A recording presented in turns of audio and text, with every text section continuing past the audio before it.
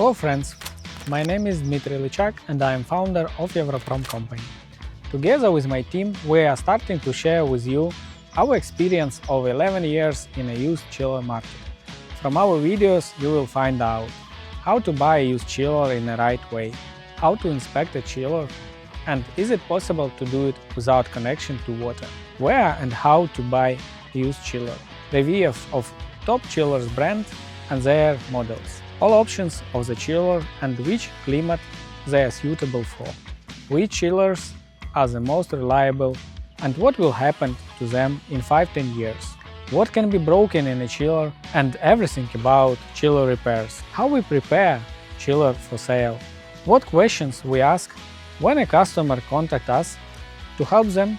to choose a chiller and how to prepare for these questions, how to choose a chiller for the production, what you should know to make a right project and installation, and many more information about life of the chillers. See you in the next video. Bye bye.